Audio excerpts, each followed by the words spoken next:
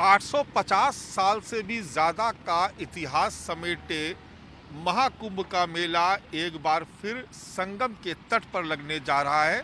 प्रयागराज यानी तीर्थराज प्रयागराज जिसे हम कहते हैं, वहाँ पर उत्तर प्रदेश सरकार की तरफ से बड़े ही व्यापक स्तर पर बंदोबस्त किए जा रहे हैं। एक अलग से शहर बनाया गया है और ख़ास बात यह है कि इस बार महाकुंभ को यानी मेला क्षेत्र को उत्तर प्रदेश सरकार ने 76वां जिला घोषित कर दिया है। यानी यहाँ पर वो सारी सुविधाएं होंगी जो किसी एक ज़िले में होती हैं।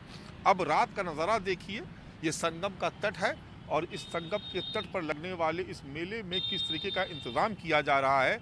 एक पूरा शहर बसाया जा रहा है, इसकी तस्वीर आपको दिखा रहे हैं। आपको नज़र आ रहे होंगे यहाँ पर, जहाँ तक नज़र जा रही है आपको खंबे नज़र आ रहे होंगे यानी इलेक्ट्रिक पोल, उस पर बाकायदा स्ट्रीट लाइट की व्यवस्था की गई है। अखाड़ों के लिए, लोगों के रहने के लिए टेंट सिटी का निर्माण किया जा रहा है जो अपने अंतिम चरण पे है। आप देख रहे हैं कि ये अलग अलग ब्लॉक्स इसको घेर दिया गया है और यहाँ पर दिन रात काम चल रहा है, 24 घंटे काम चल रहा है। 12 साल बाद ये फिर से महाकुंभ का मेला जो संगम तट पर होने जा रहा है। आप देख रहे हैं कि लोगों का आवागमन, यानी ये जो कर्मचारी यहाँ पर काम कर रहे हैं उनके लिए बाकायदा एक सड़कों का निर्माण किया गया है। जैसे किसी शहर का निर्माण किया जाता है, ठीक वैसे ही निर्माण किया जा रहा है। बाकायदा आपको यहाँ पर 60 फीट की रोड नज़र आ रही होगी हर तरफ। ये लोगों के लिए जगह घेरी गई जहाँ पर अलग अलग ब्लॉक्स में टेंट सिटी विकसित की जा रही है। आगे आपको लेके चलते हैं और दिखाते हैं जहाँ पर काम तेज़ी से चल रहा है, वो भी जगह आपको दिखाते हैं। कुछ देखिए कर्मचारियों के लिए टेंट लगा भी दिए गए हैं। ये संगम का तट है प्रयागराज, जिसको हम लोग तीर्थराज भी कहते हैं। रामचरितमानस में इसका बड़ा ही व्यापक उल्लेख आता है। हमारे दाहिने तरफ देखेंगे, चूँकि ये संगम का क्षेत्र है, और दाहिनी तरफ देखेंगे तो ये जो पुल जिस पे हम इस वक्त हैं ओवरब्रिज पे, ये संगम का के ऊपर बना हुआ पुल है जहाँ पर गंगा, यमुना और सरस्वती का मिलन होता है। दूसरी तरफ भी आप देख रहे हैं कि पूरा मेला क्षेत्र जहाँ तक नज़र जा रही है तो वहाँ तक आपको ये मेला क्षेत्र नज़र आएगा। 3 तहसीलें जो हैं प्रयागराज की वो इसमें आती है। सामने आपको ट्रक नज़र आ रही होंगी, बहुत सारे ट्रक रात भर यहाँ पर सामान की लोडिंग अनलोडिंग हो रही है। पूरी टेंट सिटी को डेवलप किया जा रहा है। ये आप देखिए कितना ही खूबसूरत रात में ये शहर, जिसको एक नया ज़िला घोषित कर दिया है। उत्तर प्रदेश में 75 ज़िले, 75 के बाद ये 76वां ज़िला, नाम इसका महाकुंभ ज़िला रखा गया है। यहाँ पर देखिए किस तरीके से काम चल रहा है, 24 घंटे काम चल रहा है और इस पूरे क्षेत्र को डेवलप किया जा रहा है। एक अनुमान लगाया जा रहा है सरकार की तरफ से कि देश विदेश से करीब करीब 40 करोड़ श्रद्धालु आएंगे, जो करीब करीब ये 1.5 महीना जो मुख्य रूप से जो कुंभ का मेला चलता है, यहाँ पर करीब करीब 40 करोड़ के आसपास श्रद्धालु आएंगे।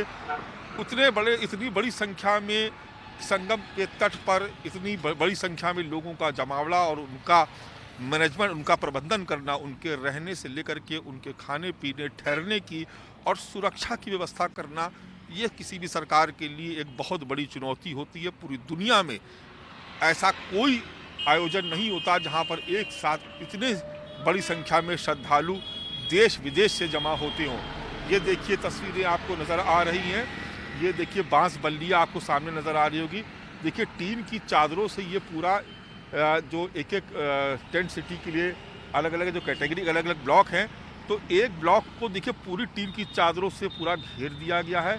ये करीब करीब 50,000 स्क्वायर फीट के आसपास की जगह होगी, जिसमें एक ब्लॉक बनाया गया और इसमें टेंट सिटी बनाई जाएगी।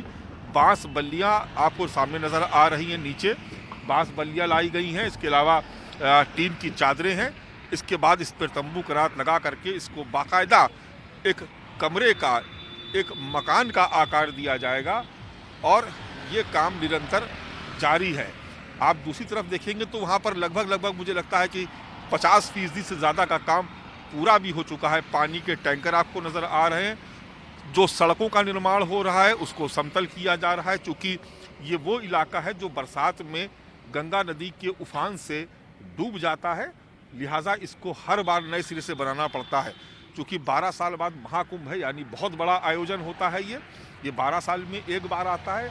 इसके बाद कुंभ और अर्धकुंभ भी होते हैं, लेकिन ये जो महाकुंभ है ये विशेष, तो उसका बहुत विशेष महत्व होता है। तो तैयारियां भी उतनी व्यापक होती है। देखिए आपको सामने नीचे बहुत सारी ट्रकें नज़र आ रही हैं जो निरंतर यहाँ पर काम हो रहा है। सामने आपको कुछ दूर पर कुछ अधिकारी, कुछ कर्मचारी आपको नज़र आ रहे होंगे और ये रोशनी से जगमगाता हुआ जहाँ तक आपकी नज़र जा रही है, ये पूरा इलाका मेला क्षेत्र में ही आता है।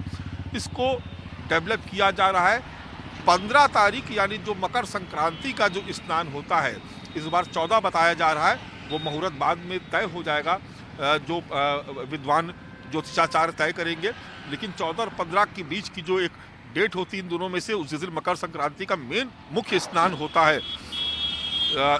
उसमें उसको लेकर के सबसे ज़्यादा व्यापक बंदोबस्त किए जाते हैं। तो ये देखिए, ये आपको हम तस्वीरें दिखा रहे हैं कि लगातार ये देखिए, ये करीब करीब 120 फीट चौड़ी सड़क है और इसको 2 हिस्सों में बाद में इसको डिवाइड किया जाएगा, आने के लिए अलग और जाने के लिए अलग। जिस तरीके से एक शहर का निर्माण किया जाता है, ठीक उसी तरीके से कुंभ मेला क्षेत्र का निर्माण किया जाता है। कुछ और तस्वीरें दिखाएंगे, आगे चलेंगे, जहां पर आपको नज़र आ जाएगा। ये देखिए जो टेंट सिटी है, ये आकार लेने लगी है। इसमें लगभग सारे ब्लॉक्स को कवर किया जा चुका है। इसमें अलग अलग देश विदेश से आने वाले जो साधु संत हैं उनको ये अलॉट किया जाता है।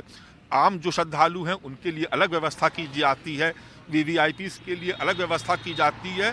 और सबसे प्रमुख होता है अखाड़ों का आवंटन, उनको सबसे ज़्यादा और महत्वपूर्ण जगह दी जाती है। ये पूरा इलाका आप देखिए, ये नदी के तट पे, यानी जहाँ पर गंगा और यमुना का मिलन होता है, संगम के तट पर ये पूरा शहर बसाया जा रहा है। और अब तो 1 महीने से भी कम का वक्त बचा है और जिस तेजी से, जिस रफ्तार से यहाँ पर काम चल रहा है, उससे ऐसा लगता है कि आने वाले 10 से 12 दिनों में ये पूरा शहर अपना आकार ले लेगा और यहाँ पर जो श्रद्धालु हैं उनके आने का सिलसिला शुरू हो, उससे पहले ही सरकार की कोशिश है कि यहाँ पर पूरी तरीके से निर्माण कार्य को पूरा कर लिया जाए। कैमरा पर्सन धर्मेंद्र कुमार साहू के साथ मानस श्रीवास्तव, प्रयागराज, न्यूज़ 24।